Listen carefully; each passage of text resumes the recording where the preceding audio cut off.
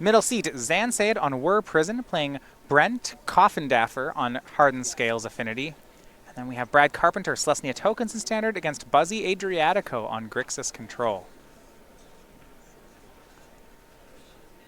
That one in Standard, 2 decks I would not have expected to see at the 4-0 table. No, and Selesnya Tokens is a deck that's generally going to be good against strategies that just aren't either trying to be very control-y or against the Golgari decks, because finality can be such a beating. Yeah. Buzzy's deck is a 4 of Disinformation Campaign, 4 of Nicol Bolas the Ravager deck. Ooh, let's see if Brad has any Nullhide Ferox. So we go to our Sultai versus Izzet match over here in Legacy. Now, traditionally, these mid-range Baleful Strix decks are built in a way where they can compete with a Delver of Secrets strategy. Right. But with Izzet Delver being almost a hybrid of a Burn and Delver deck, how does this play? So this one is actually a little bit better for the Izzet Delver decks because it is just better at closing games. You have a lot more reach, whereas your more traditional Delver decks might lean a bit more on something like Tarmogoyf or Gurmag Angler, which is going to die to an Assassin's Trophy or something in that vein. Right. Having things to just get those last 5-6 points of burn is a very big deal. I feel like of the Delver decks, this one is one of the better ones at beating Sultai? Basically, if you just give the deck enough time, it will eventually just have what are effectively lava spikes to point at the Sultai midrange deck's face. Yeah, the Sultai decks, we saw them with Shardless. We saw, actually, a month ago, some good success with Sultai midrange and Dimir midrange, which is actually a pretty similar strategy. Having those are decks that are being good against the Tundra decks of the format, good against the Delver decks. They struggled against the Ancient Tomb and combo sides of the format, but we weren't seeing as much of them. Exactly. This is something where you just have the benefit of playing all of these basic lands in order to kind of naturally combat all the Wasteland decks that are trying to win on the mana denial axis. You have a bunch of cheap spells and then are naturally insulated against the non-basic land hate, so you just capitalize on that in being able to apply pressure while making their cards less valid. Well, Basic Lands and Wastelands Wars is the name of the game. 2 turns in, both players have made a basic island. Austin did have a Wasteland. Mike has not given him a target for it yet. Meantime, Delver of Secrets transforms into Insectile Aberration off a Ponder, and her first hit is in. Mike drops to 17. And this is where both players sort of want to be, where you want to make sure that you have this early threat on Colin's side of the battlefield. But other than that, Collins isn't really developing very much, which is just going to give Degaro time. Yeah, Degaro here brainstorming on the end step. Looks like he has found a Fatal Push off it. If that Delver had not transformed that turn, Mike's opener had his one of Liliana the Last Hope in it, would have been able to pick off a 1-1. At a 3-2, he'll likely have to spend the Fatal Push. Right, but that is a card that just plays such good crowd control against Colin's deck. It picks off Unflipped Delvers, Terramander, Young Pyromancer. It really just locks out most of what Collins is trying to play the game with. Actually, that Brainstorm was in response to a Ponder by Austin Collins. So you see the Brainstorm resolved, a fetch land up, and now Austin is resolving a Ponder. Finds something he likes. Has not made a land drop yet. And there we have it with Flooded Strand.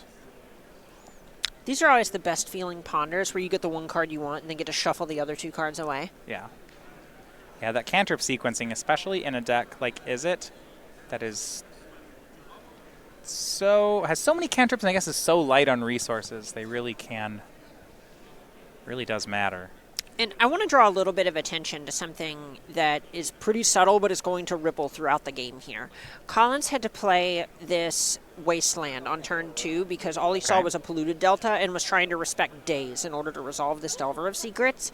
But now, Degaro knows to play around this days, and he has a basic forest in his hand. He fetched a basic. This Wasteland is just a colorless mana source now for a very long time. Yeah, Degaro's deck has 4 basic lands in it. It has 2 islands, and then so 1 more island and the 3 you see in play here. Yeah, it seems unlikely that Austin's going to find a reasonable target for that. Exactly. You know, blowing up their 4th land is something that the Wasteland might do, but who cares? Right. 3rd land from Degaro and passes back. And was wondering when we were going to see Fatal Push, and this made sense. He didn't want to play it into a possible daze. And it looks like he then waits till Austin's turn in case there's something like Spell Pierce, there's over a fight like that. Exactly. You just want Collins to have to commit the resource mana, in this case, on his own turn, rather than just letting him use it on the next turn. Well, 1 blue is tapped, but it was not a Pierce. It's going to be a Brainstorm from Austin. Of course, Pierce wouldn't counter the Fatal Push here. He'd need help from another card. Brainstorm finds him a Daze, a Fetchland, and a Lightning Bolt. Austin looks like he has at least one, maybe as many as 3 copies of Force of Will in his hand. And that's a card that, you know, everyone talks about Legacy and Force of Will being a card that people have access to, but that card can be a little bit of a liability in fair matchups just because it is a 2-for-1. Yeah, in a matchup like this, Force of Will is not a great card. It can defend you, I guess, against some very good turn ones. You know, you might force a turn 1 Delver if you have no removal. But exactly. Ideally, you'd like to just spend 1 card on it, not 2. Austin puts cards back. Here's Fatal Push. Austin will spend Force of Will. It's a 2-for-1, but it almost doesn't feel like one, right? It's Force of Will pitching Force of Will. And since the second one, you don't really want to cast 2. Yeah, like I'll give it to you. I'll give it to you, but we just turned the Fatal Push from a Fatal Push into a Hymn to Torok. Yeah, I suppose when you can always... Cards are always cards because Brainstorm math. turns them into whatever you want them to Yeah. be. So Austin tries for the 2-for-1 here.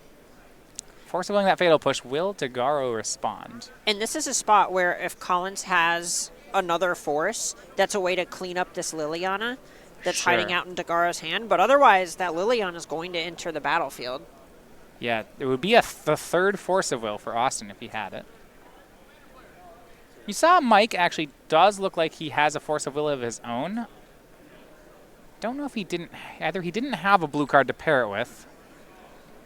It's also possible he would rather... Exactly. He'd rather use it proactively to pave the way for one of his big, powerful cards in order to get through if Austin has another Force of Will. Yeah, actually looking at Mike's hand, I think the likely reason is he has a copy of Abrupt Decay in his hand.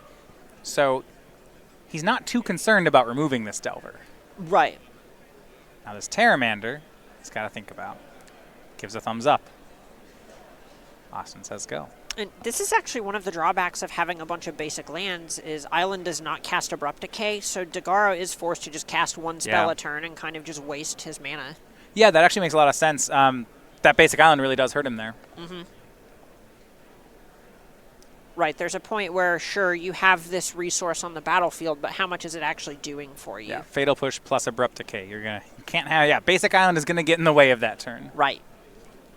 A draw here for Degaro. We see Brainstorm, Force of Will, Abrupt Decay. 3, perhaps 4 lands? That's the remainder of his hand. This is a spot where Degaro could try to just put that Liliana onto the battlefield in order to take out Terramander. Tropical Island means he's looking a different direction. No double black.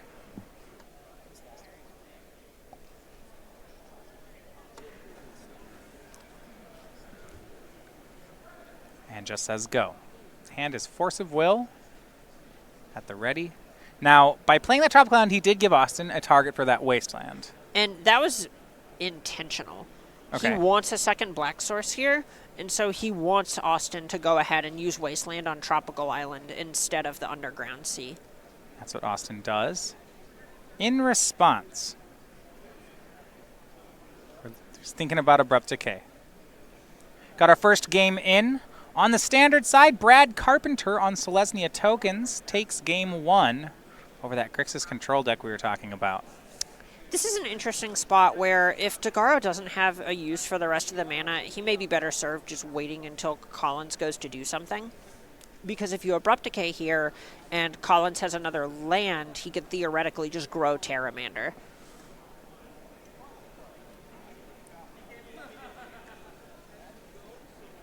Going to be Brainstorm. That's using the Tropical Island. That's being targeted. Fetchland, Assassin's Trophy, and another Fetchland picked up for Mike. Getting pretty heavy on lands. I kind of expect him to put 2 of them back. Yeah, at this point, you definitely want to shuffle a couple of those away. Yeah, now unfortunately he can't shuffle a couple. He's going to have to draw 1 of them, but he certainly can shuffle the other one away. Right, he doesn't have another shuffle in hand. So, like Scar sees, Tropical Island into the bin. I like how Mike's prioritized removal, though. Abrupt Decay, Liliana, and Assassin's Trophy. One of the things about the Izzet deck is that it doesn't actually play that many true threats. So you just can kind of make land drops while removing things. You oftentimes are left in a pretty good place. Exactly. There's not really any kind of card advantage since the Izzet Delver decks have given up on light up the stage. Yeah. Let's swing with both creatures from Austin. You see black-green at the ready. Which target, which removal.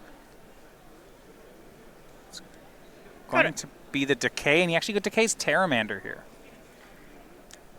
At this point, the fear is if you go to Abrupt Decay the Delver, Austin has the ability to daze just to put a fifth instant or sorcery in the graveyard and then make the Terramander a 5/5.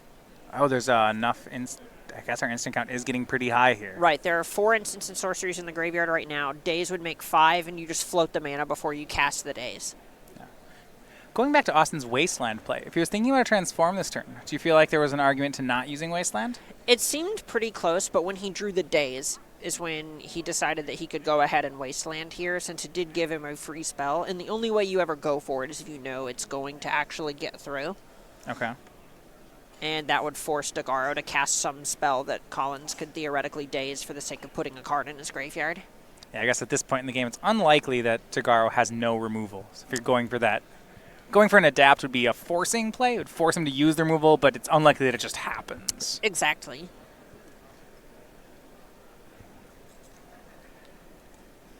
Swing for 3 from the Insectile Aberration.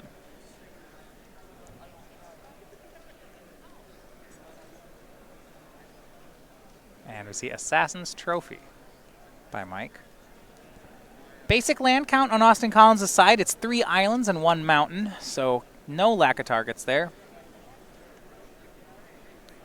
That said, it looks like he does want to fight, and it's going to be a second Force of Will, this time pitching that Daze, leaving Austin with, I believe, just 1 card remaining. Yeah, this is a spot where Collins realizes that he's kind of running out of things to pressure Degaro with, and you just have to protect the queen here. Make that 2 cards. And Delver of Secrets is the other one. Make it 1 card. Yeah. The hit took Mike down to 7. He will fetch down to 6. Those points with a potential 2 transformed Delvers, that's a pretty big fetch. Here on Mike's side, I think you're kind of hoping that Austin's last card isn't a Lightning Bolt. Right. At this point, you really need to try and take out that Delver of Secrets. Just you need to claw back in the game somehow, and that's one of your easiest avenues to doing so. And then you just have to hope that Collins bricks. Yeah. Ponder the draw for Mike. He does have a target for Liliana now. A lot of things are going to have to go right here. Right, and there is a point where you can play the Liliana, kill the Delver, and then you do have force backup with this Ponder, if he chooses not to cast it, in order to just have protection against one of those bolt effects. Yeah, it's going to be Liliana, plus almost certainly here to remove the Delver. And I think it'll be really interesting as to whether he casts the Ponder or doesn't cast the Ponder. Right, and it's unlikely. There may be a spot where he ends up trying to shrink the bigger Insectile Aberration here and just saying, well, if you hit an instant or sorcery, I'm dead anyway, but that's not a super realistic line. Up to 4 goes Liliana. Delver into the graveyard.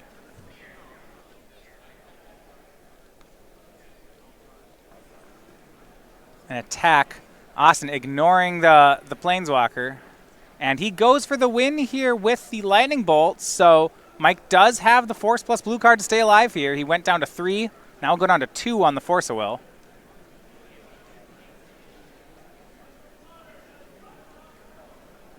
In response, Austin will Brainstorm. I'm not sure if he can find something that wins right here. Another bolt. Okay, another bolt. Doesn't find that. Does he have Flusterstorm main deck? It does not appear so. Looks like he's gone for... he just has 3 Spell Pierces. 3 Spell Pierce, yeah, and a 1 Vapor Snag. Oh, Forked Bolt also wins now, so that's a reason to do that as sorcery speed. And now things are getting even dicier. Plus the Delver down to 1. Both the cards in Mike's hand are fetch lands. He knows he's going to 1 on this attack, so he doesn't bother playing a fetch land. Again, 330 standard challenge player. which makes sense. Down to 1. He needs removal. Another Delver. That's a big draw. That actually just puts another squeeze on Degaro's life total. Well, kind of, right? It actually, he needed a removal spell either way, so Liliana pluses, removes the 1/1 Delver, draws off Baleful Strix, draws into a black card into Diabolic Edict, and Mike has stabilized. Oh. I mean, he's at 1, but this Liliana's close to ulting. It's Liliana's close to ultimate, and Vapor Snag on the Baleful Strix. Well, you can make yourself sacrifice the Baleful Strix, but that doesn't do anything. I don't think that Mike has a way out. Austin finds the removal. Austin brainstorms a response. Playing for information? Can respect that. Yeah, right. Of course, question is, who is the Diabolic Edict targeting? The Edict. Yeah, he's at 1, right? We'll confirm that Mike is at 1. Yeah, Mike is at 1. All right. Okay, the Vapor Snag does resolve, and now he's at 0. So game 1 goes to Austin Collins. You can see that trophy sitting off next to him. Oh, wow. Do you think Do you think he sits down each round with like Oh. like a washcloth or something and just like polishes it a little bit and says, "Oh, hey, is it me you're looking for? Me, the SCG Philly champion?" You know, I'm not saying Austin doesn't have the chops, but when you are Austin's age, and if you start showing up to every match and put your trophy next to you, people are going to want to beat you. Oh, man. Do you not just gonna? I mean, he can walk the walk, so we'll see what happens here. But that is throwing down the gauntlet to anyone across the table from him. Oh, absolutely. This is definitely a spot where if I sit down and my opponent brings their trophy from the week before, his sideboard is just he's in the trophy cup. out of it. Okay. That's what we in the biz call a power move. Yeah. Oh, this got interesting. Okay, I mean, he's 4-0, right? And he's up a game. And his teammates are all up games. So if he wins this week, is he showing up the next tournament with 2 trophies? Is he just gonna keep stacking them next to him until he loses? He's very proud of this trophy, okay? Wow. Let's look at the sideboards here. Austin Collins. Pyroblast, 2 Flusterstorms, 2 Surgical Extraction, 2 Blood Moon, 2 Abrade, an Entrancing Melody. I like it. A copy of Price of Progress, an Is It Staticaster, and an Electrickery. Most of what you're looking to do here, the Price of Progress, very strong. Blood Moon. Yeah. Okay, so it looked bad. It did, right. Okay, yeah, keep going. It's like Price of Progress, Price of Progress. Right. Hold on. So here's Hold the on. thing. Generally, that card is going to be just reach for 4 or more points of damage eventually. Okay. The games that Degaro ends up pulling ahead in are the games where Price of Progress ends up being good. We saw that game where Degaro just gave Collins a bunch of time on the back of the basics that he fetched. He wasn't able to cast his spells effectively because he was a little bit choked on mana. Basic Island, if we're being honest, kind of stinks a lot of the time. And with all the cantrips in your deck, sometimes Basic Forest and Basic Swamp are weak as well. So it's a way to just kind of put a squeeze on Degaro's mana. All right. Interesting. So I like the price. Do you like Blood Moon as well? That one's a little bit worse because it doesn't actually contribute to killing Degaro. And when you're the aggressor in the matchup, you want to do things that are more proactive than what Blood Moon is doing. Blood Moon is for more, say, turbo depths or some situation where they can kill you faster and you just need stopgaps for that. So, it'll be interesting to see how he boards it. If you haven't had a chance, on this channel we have Versus Live, which is our Versus series. Except it's live every Tuesday and Thursday at 1 p.m. Hey, sometimes it even has special guests. Hint, hint, hint. Well, certainly has guests. Yeah, sometimes. exactly. Maybe they're not always special, but they are guests. You can find that. If you're watching this, you can see it on our website, Star City, or twitch.tv/SCGTour. So wherever you're watching us right now, that's where you can watch this. On Mike Degaro's sideboard, it's got 3 Surgical Extraction, 2 Dread of Night, 2 Flusterstorm, and then a lot of 1s. He has some Disruption in Spell Pierce and Thought Seize. Some removal with Abrupt Decay to the Slaughter, Liliana, Toxic Deluge, a Wasteland, and a Life from the Loam. So ironically, a lot of what we're seeing, this deck is kind of what the Sultai midrange deck, this list in particular, is kind of built to beat up on. I mentioned those Scavenging Oozes before. Snapcaster Mage is very strong here. Yeah. Leovold, also very strong. True Name Nemesis, I could go on for a little while. Most of what he's trying to do is just make his deck a little bit better at doing what it does, and he's going to try and shave some copies of things in the vein of Force of Will, because there isn't any single power card from Austin other than maybe True Name Nemesis that he's that afraid of. So we can maybe see something to the effect of, we'll say Toxic Deluge, because that mops up an entire Young Pyromancer, as well as True Name Nemesis. Abrupt Decay is great against the soft counter magic at killing the early pressure. Spell Pierce is fine. Those are the Slaughter big things. plays. It's a little expensive. I'm not sure he'll go toward it. Yeah, it's also just so awkward against Young Pyromancer. It's pretty bad there. Yeah, any type of Edict that costs 3 is really rough. And we saw that game. It didn't quite have time to get online, but if Degaro had just jammed Liliana Last Hope earlier, it would have absolutely taken over the game. So he's very interested in bringing in another copy of that card. I do want to mention something out of his sideboard. 1 Wasteland in the sideboard. He actually doesn't have any copies in the main. This is his only one in the 75. It feels to me like it's part of a strategy with Life from the Loam to help him combat things like lands.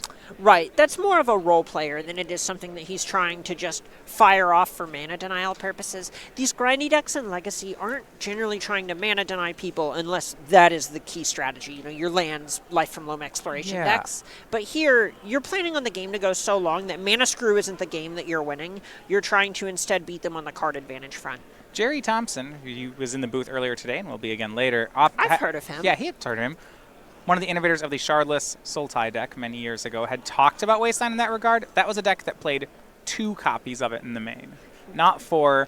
And that, at the time, that was pretty off the wall. You know, it was a 4-of card in most decks. I remember the thought was, you don't generally waste their mana-producing lands. You waste their lands that are going to beat you, and if they don't have any of those, then you don't use the Wasteland. Right. That card really shouldn't even be thought of as a land most of the time. It's much closer to a spell in practice. Yeah. In this deck, sometimes you tap it to make mana. Right, but even then, the spells are so color-intensive that it's pretty rough. Yeah, when in a format where most of your spells cost 1 and 2, you just don't get that many colorless mana pips. Right, and even last game, we saw things like Basic Island weren't good enough, right? We have Abrupt Decay, Leovold, all the cantrips, Assassin's Trophy.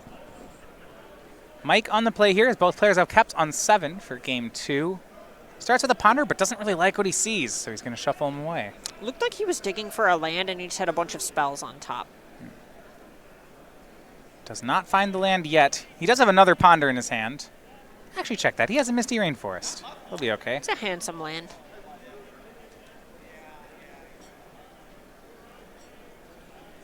And just a basic back from Austin as well. True Name Nemesis, the draw that turn for Mike. He's going to want to try to set up that 3rd land drop. Right now, he does not have it. And this is a scary spot because if you think Austin has a Daze and a Wasteland, you can't cast the Baleful Strix in your hand since Misty Rainforest can't fetch a basic swamp. Yeah, and I think out of respect for that, he goes for the ponder. But it's why it's hard to play around these Delver decks. Turns out Austin has a Spell Pierce. Whoops.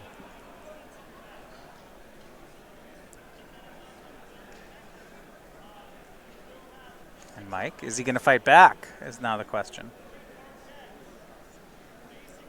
No, he will let it get countered. Passes the turn.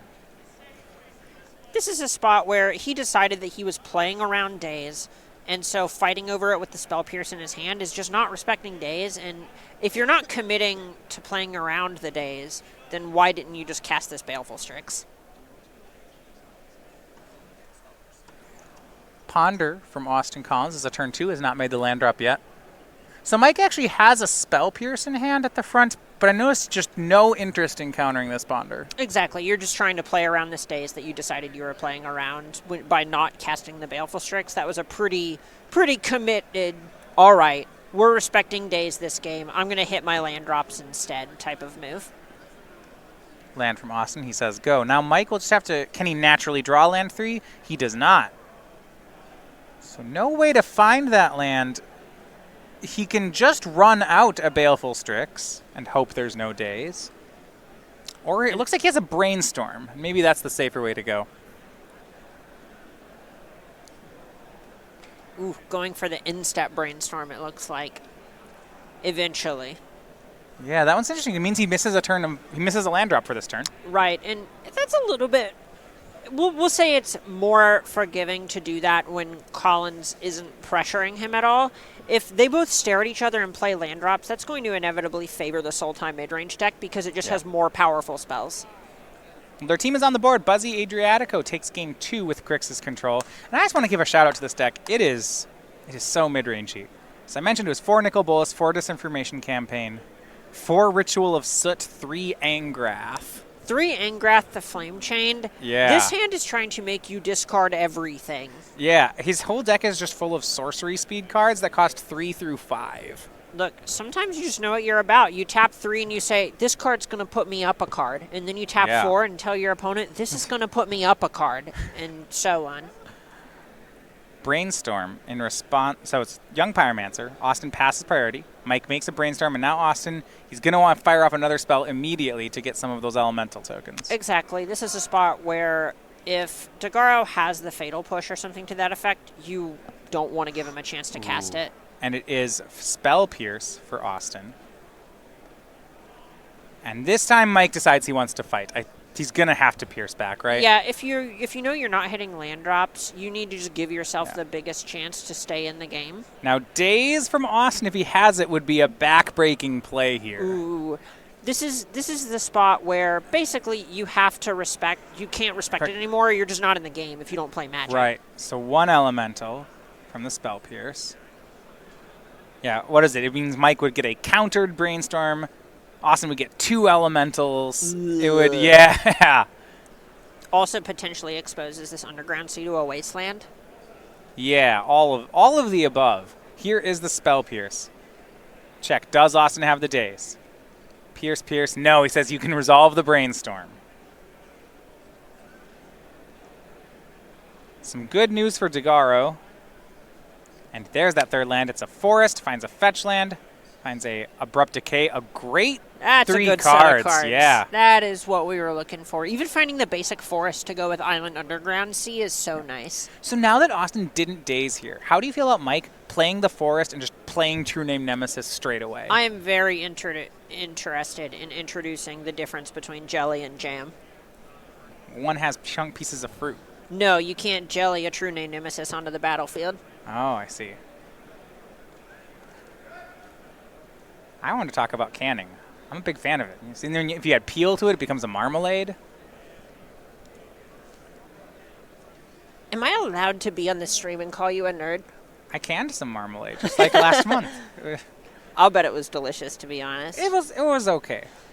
My favorite thing I wasn't the in happiest Syracuse involves marmalade.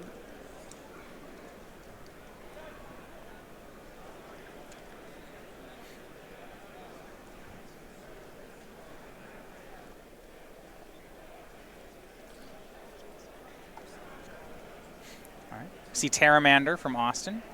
Swing in. Abrupt Decay took care of the Young Pyromancer, so just a 1/1 elemental left behind. And the theory here is that Degaro just wants to make sure that he's covering his bases, more or less. The ways that Collins runs away with the game are X, Y, and Z, and taking out Young Pyromancer now rather than casting the True Name Nemesis is one of the ways to just make sure you don't give Collins the opportunity to go cantrip, cantrip, cantrip, and then just go around the True Name Nemesis. Spell count here. We have, looks like 2 in the graveyard right now for the Terramander. That's not a lot. Yeah. A lot of great stuff, though, in the hand here for Degaro. Baleful Strix, True Name Nemesis, and Jace the Mind Sculptor. And Assassin's Trophy. The problem these decks always face is never how good their cards are, it's if they get to cast all of them. Yeah, these are 4 great cards he has. Exactly. And he's going to start with True Name Nemesis. I was reconsidering it. Yeah, the big thing here is being mana efficient is so attractive. Yeah, I mean, before he was playing around Daze, which really does make sense, except I think we already hit a point where just Austin doesn't have the Daze. He's going to go for Baleful Strix, which isn't going to be bad here, but to me feels like it might be too conservative. Yeah, it's a little tough. It's just kind of Degaro taking the next step into grinding out the game. True Name Nemesis can't really block the Pteramander, so this makes a little bit of sense. Yeah. Now the draw, another great card, was the one of Liliana the Last Hope again. It may be a 2 of post board because he did have another one in his sideboard, and that's something he would be certainly very interested in bringing in another copy of.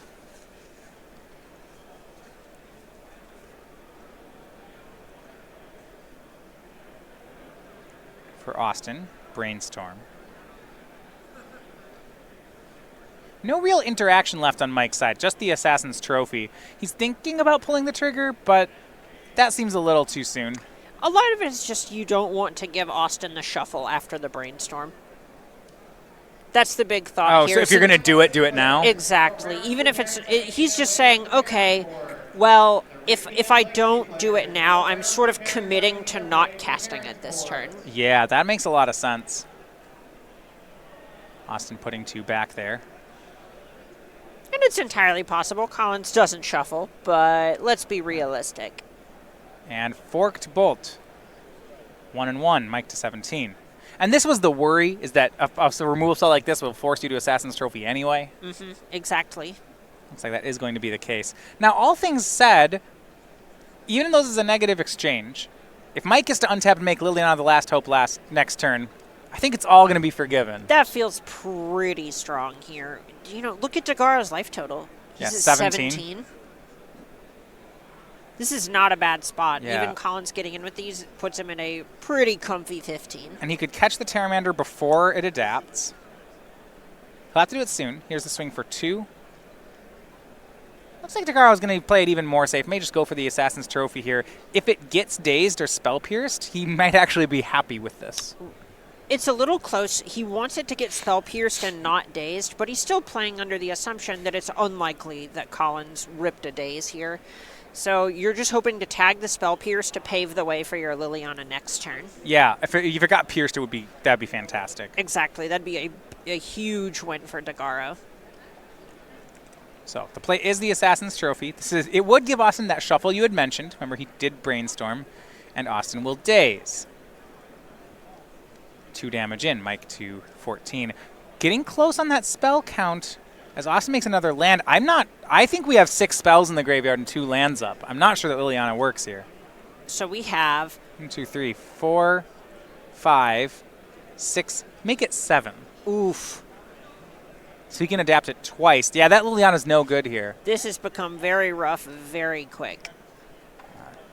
Another land for Degaro. I mean, Jace the Mind Sculptor can unsummon it, and it only takes 1 on the crackback, so that might be okay. That gives him a turn.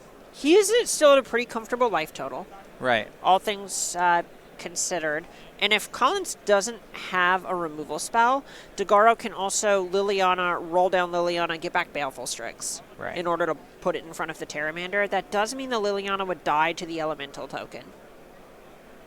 But it is a way that he can eventually deal with this Pteramander if push comes to shove. Looks like he's going to go start with that Jace play. And with the board as it is, it's going to have to be Jace unsummon, right? Absolutely. But, yeah, so it'll unsummon. It'll deal with it for a bit, but now that Pteramander can just get recast and adapted. In response, a Brainstorm from Austin. Maybe he can find a Spell Pierce, and none of this matters. He could find a Spell Pierce. It's also possible that he brought in some number of his Pyroblast to fight True Name Nemesis and Leovold. Okay. He found some red cards. Might just be Lightning Bolts. We'll find out. Those certainly deal with a Jace the Mind Sculptor. With how it's looking right now, with him fetching with the Jace on the stack, I think he found something better than Lightning Bolts. That can't be good for Degaro. No. No, I think we found a found a red Pyroblast. And indeed, Pyroblast is the card. There will be no Jace on this battlefield. And Austin's going to get to untap. It's going to be 6 damage, most likely. Adapt cost on that Pteramander is all the way down to 1. Let us make it a scary Terry. I like that.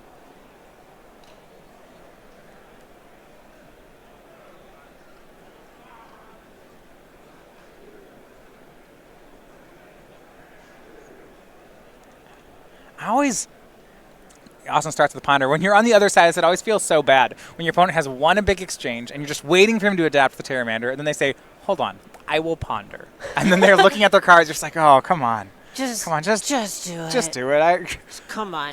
Like, it's the right play, too. You're like, I don't have anything. You already...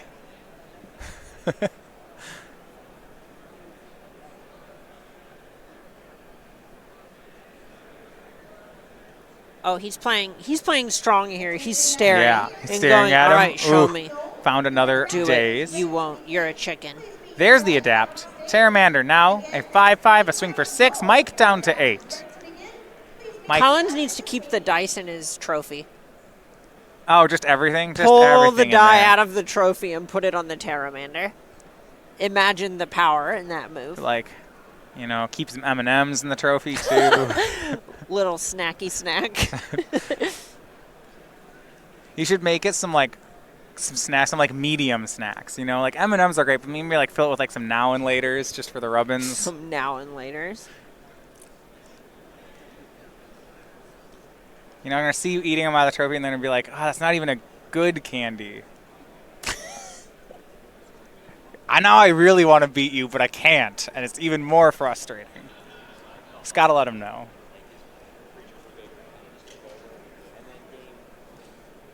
Mike, Liliana the Last Hope's the play. There's the line you mentioned. The -2 brings back Baleful Strix here.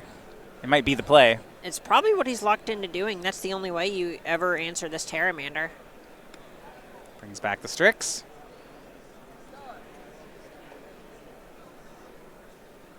It's getting more difficult here. His hand is just True Name Nemesis and Baleful Strix. The Nemesis doesn't do anything here anymore. Here's Baleful Strix. Card drawn. He has the extra land, so Austin can't daze here. But you just look on Austin's reaction. He was so non-phased by that Strix. It makes you think that something's going to happen. Elemental attacks Liliana, and what a choice. This cannot feel good. Oh, wow. And I love how fast he made that attack. I was just like, yeah. Honestly, the body language there really sells it for me. You have to decide your 1/1 Death Touch is worth too much, and then here's True Name Nemesis as the follow-up. And once Nemesis is on the board, with other creatures next to it, there just aren't that many ways for Sultai to interact. Well, you see, you can legally cast your own True Name Nemesis. Which is his play. His other cards are a land and a Flusterstorm. Flusterstorm, yeah. He'll make his own True Name. But a pass here, and now things looking to be a 2-0 for Austin Collins if he can just hold on here. The nice thing is he'll get an attack for 3, which means even if Degaro draws Toxic Deluge, he can no longer cast it. Ooh. Well, he can cast it for not casting it. Yeah, right? Because if he casts it for anything less than 5, then he dies to the Pteramander. Yeah. And again, Austin with that kind of like soul-crushing ponder right there.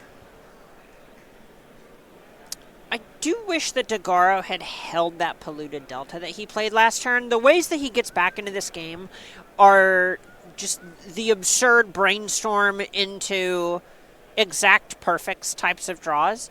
And you already have a fetch land on the battlefield, so it may have been a little bit better to at least give himself the opportunity to get in the game if he, say, brainstorm into Deluge plus Fatal Push.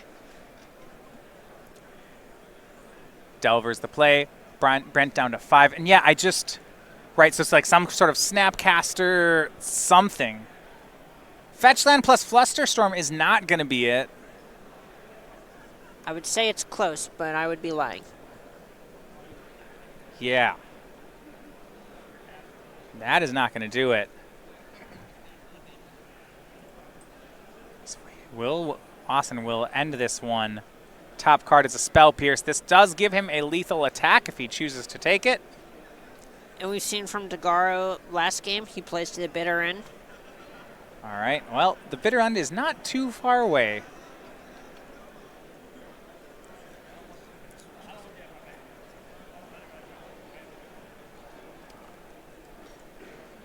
And attack. Austin deciding does he want to do it in 1 turn or 2. He'll go for it in 1. Mike does not have an answer. He's going to take 3 from a flyer, 3 more from the True Name Nemesis, and 2-0. Austin Collins going to, your champion, going to keep the streak going right now. He wins 1 and just needs help from one of his teammates. How do you feel about peeping in at that standard match? I want to see this Grixis deck. I'm very excited. This Grixis deck.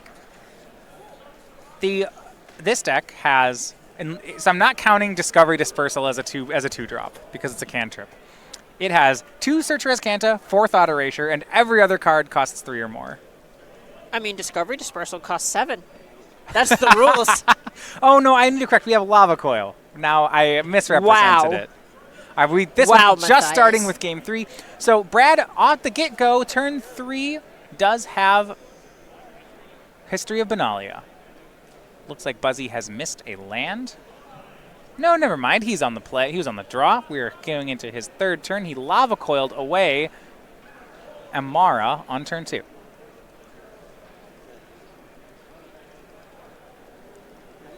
And we're going to see Search for Azcanta. Uh-oh. It may be that missed land drop. Isn't that so? Actually, so the fake missed land drop has turned into a real missed land drop. There's the Search. Does he have another one to follow it up with? He does. Okay. All right. All right. We have a game. 20. Okay. A draw for Brad. Goes up. History goes to chapter 2. Here's another knight.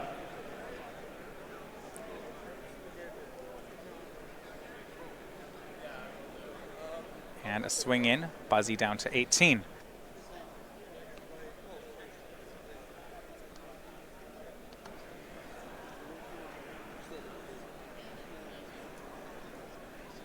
And it's going to be Sapling Migration. 2 more tokens. So we got up to 4 tokens for the Selesnya deck here, and it looks like they're going to convoke out Venerated Loxodon. Big play here. Now remember, Buzzy's on a 4x Ritual of Soot deck, so he's got answers. Well, he has to have a black source and the Ritual of Soot itself, or he's just dead on the battlefield. This is a ton of damage. It's a ton of damage. Yeah, and I like this play from Brad. It plays around the 2 of Cry of the Carnariums that are in Buzzy's sideboard as well. So he's really just playing to that sweeper. Can he find one? Puts a card on top. That was a fast draw. That makes me think we're still playing. You don't do that and then concede. Well, maybe.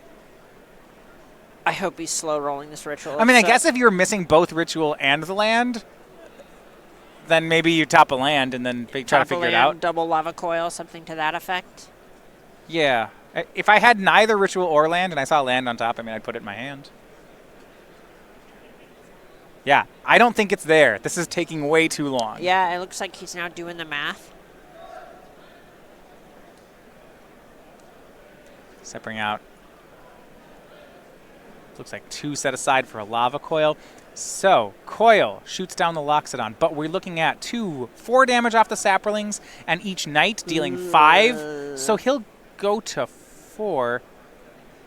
He topped a card there, but I didn't play a land. Yeah, it's a tough sell. It might be that he missed the search trigger and just drew the card. Oh, or what if it's the Ritual of Soot? Okay, if that's there too. Yeah, you got to do it in some order. That's the only way it gets back in the game. Yeah, take this hit, go to 4. I mean, you did just remove the 1 creature that survives Ritual of Soot. Exactly. Okay. So that's a way that he could be back in this. So the Knights make it 10. The Saplings make it 14. Buzzy is down to 4.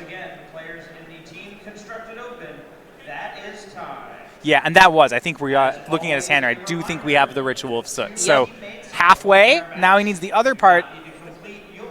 Here's the difficulty, though. 2nd Venerated Loxodon from Brad. That has converted mana cost 5. That means Ritual of Soot is no longer good enough. Ooh. And for Adriatico, I don't see a way out.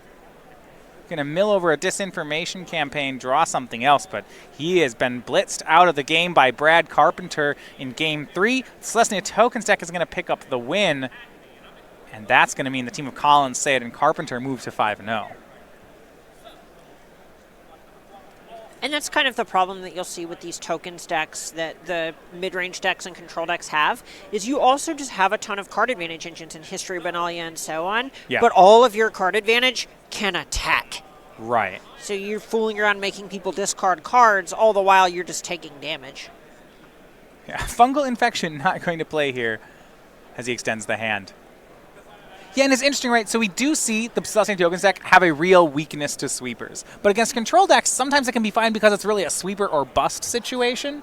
Right. Like, that's like when you play against it with Chris's control, Ritual of Soot is the only card that matters. And that's just a tough place to be. Yeah, exactly. And there are also a lot of spots